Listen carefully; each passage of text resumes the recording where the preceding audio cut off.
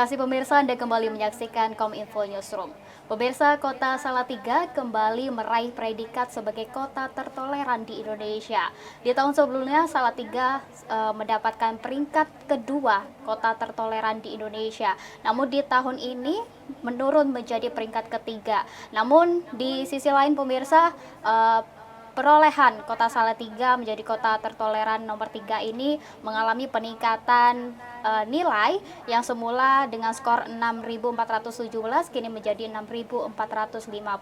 Dan untuk membahasnya lebih dalam bagaimana kota Salatiga ini bisa menjadi kota tertoleran di Indonesia, malam hari ini kita akan membahasnya bersama penjabat Wali Kota Salatiga, Yasip Hassani. Selamat malam Pak Yasip. Selamat malam Mbak. Salam sehat Pak Yasip. Alhamdulillah sehat. Alhamdulillah sehat ya Pak Yasip. Kita berbicara terkait kota Salatiga yang menjadi kota tertoleran di Indonesia. Nah, mungkin bisa diceritakan nih ke pemirsa JPR TV faktor-faktor yang bisa menjadikan kota Salatiga ini bisa menjadi kota toleran di Indonesia itu seperti apa Pak Yasip? Ya, terima kasih.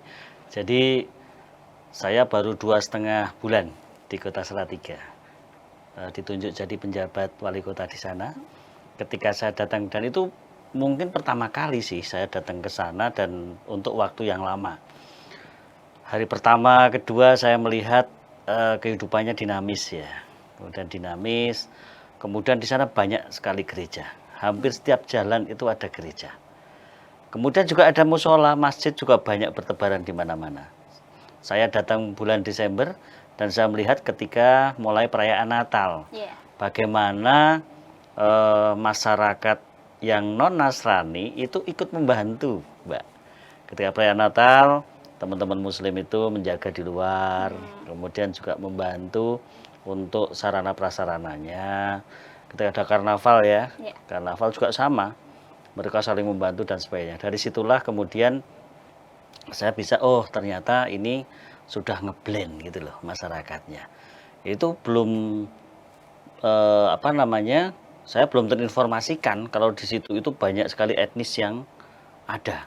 Karena saya belum googling juga. Nah, setelah kemudian saya coba bertanya kepada beberapa tokoh masyarakat yang hadir waktu itu, mereka bercerita. Dan memang budaya seperti itu sudah lama terjalin.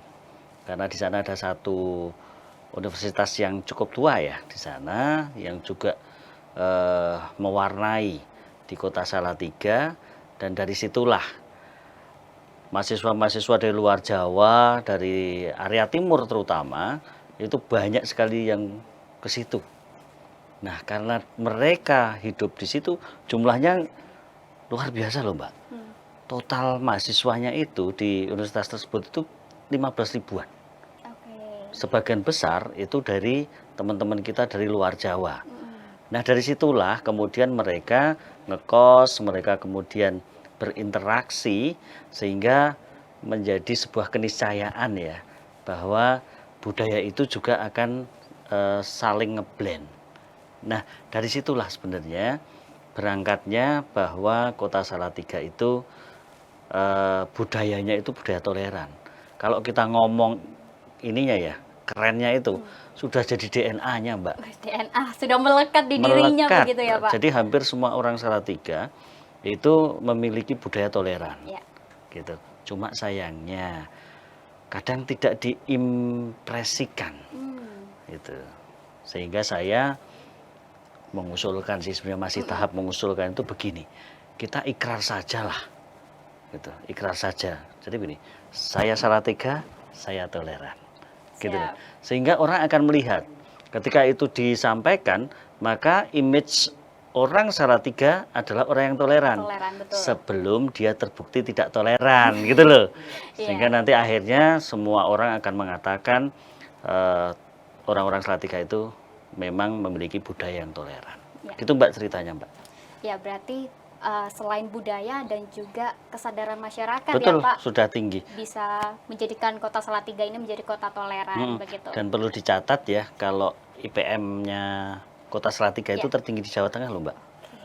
Jadi memang penting ya kayak gitu itu, mereka lebih bisa menerima perubahan-perubahan ataupun perbedaan. Oke.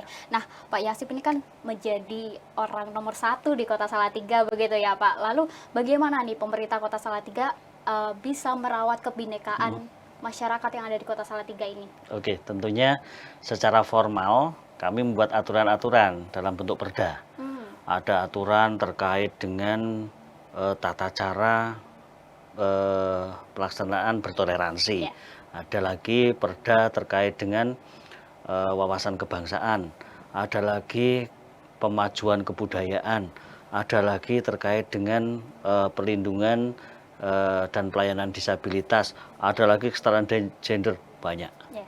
Itu baru perda, belum peraturan wali kotanya. Kemudian juga aturan-aturan yang ada di masyarakat itu sendiri yang jauh sebelum saya di situ sudah ada. Ini kalau dari sisi pemerintahnya. Betul. Yang kedua, pemerintah juga mendorong masyarakat untuk bersama-sama menjaga, merawat semangat toleransi ini dengan membentuk forum-forum. Ada forum-forum masyarakat, ada rumah kebangsaan, ada juga rumah Pancasila, dan ini diinisiasi bukan oleh pemerintah kota loh. Ada yang dari Polri, ada yang dari TNI, ada yang dari masyarakat itu sendiri. Bahkan hampir di setiap kampung di sana ada namanya rembuk untuk menyelesaikan masalah. Jadi kalau di Nahdlatul Ulama ya, itu Baksul Masail gitu loh. Jadi untuk menyelesaikan masalah-masalah yang ada, terutama masalah kerukunan tadi. Kerukunan keberagaman yang ada di situ. Sehingga istilah saya itu kalau di Salatiga, keberagaman itu adalah sebuah hal yang sederhana. Gitu ya? Oke. Ya berarti intinya masyarakat juga membentuk forum-forum untuk merawat kebinekaan itu. Nah, saya tadi juga sempat riset Pak Yasin, ada lembaga independen Kampung Percik. Nah, itu mungkin bisa dijelaskan ke pemirsa, Kampung Percik itu seperti apakah hal itu juga masuk ke forum untuk menjaga kebinekaan itu atau lain sebagainya? Jadi forum Percik itu dibentuk oleh masyarakat sendiri, terdiri dari beberapa komponen, dan itu tujuannya salah satunya adalah untuk menjaga toleransi. Nah, kampung itu sekarang menjadi prototipe untuk pembentukan kampung-kampung yang lain. Dan itu akan menjadi satu mainstream. Nah, itulah yang akan terjadi nanti. Dan jangan lupa peran dari forum kerukunan umat beragama ini sangat-sangat luar biasa di sana. Mereka begitu ada permasalahan keberagaman menyangkut agama, maka mereka akan turun, berembuk, kemudian bahkan saya sangat terbantu oleh forum tersebut. Dan mereka memang yang menjadi terdepan dalam proses toleransi ini. Tanpa ada keributan, tapi ada rembukan begitu. Betul, semuanya dirembuk. Iya. Nah, tadi Bapak juga sudah menyinggung terkait ada 39 etnis di Kota Salatiga. Nah, bagaimana penilaian Bapak terhadap mungkin banyak orang mengatakan Salatiga ini juga Indonesia mini begitu ya Pak? Ya. Jadi memang predikat Indonesia Mini ini sudah tergambar sejak lama di Salatiga. Karena kalau Mbak pergi ke Salatiga, nanti akan ketemu dengan teman-teman yang dari timur dengan budaya mereka. Tidak hilang budayanya. Juga ada teman-teman yang dari barat, juga ada penduduk lokal. Di mana mereka itu saling menghormati. Ketika ada yang kurang pas, maka akan mencari titik temu di mana nanti pasnya masing-masing bisa menerima. Bahkan kalau mbaknya nanti pergi ke Salatiga itu di kafe-kafe, mereka betul-betul ngeblend. Ya, jadi ada berbagai macam teman-teman dari Papua, dari NTT, kemudian juga dari NTB juga banyak. Itu mereka betul-betul jadi satu. Dan selama 2,5 bulan ini nggak ada keributan sama sekali. Saya juga sampai, wow ya. Damai begitu ya Pak? Wow ya. Gitu Mbak. Iya. Nah Pak, di kota-kota lain mungkin ini ya akan kebanyakan juga masyarakat di kota lain tuh kayak kesulitan untuk mendirikan rumah ibadah, khususnya untuk kaum minoritas begitu ya Pak. Di Kota Salatiga sendiri yang kini menjadi kota toleran, bagaimana Pak di Kota Salatiga? Ya, terima kasih. Jadi kalau permasalahan di tempat lain biasanya kan penolakan oleh penduduk. Iya, betul. Gitu kan? Iya. Di Salatiga nggak ada. Yang ada adalah tempat tersebut memang tidak bisa didirikan tempat ibadah. Misalkan peruntukannya adalah untuk sawah kan nggak boleh dikeringkan. Iya. Nah, akhirnya biasanya kita akan mengarahkan, ini loh tempat-tempat yang boleh. Yang boleh, betul. Nah, kemudian dengan FKUB nanti kita bersama-sama berdiskusi. Kalaupun dialihkan, di mana yang pemakai ataupun yang menggunakan dari rumah ibadah tersebut tidak terlalu jauh gitu. Ya. Tadi Bapak juga sudah menyinggung terkait praktek toleransinya.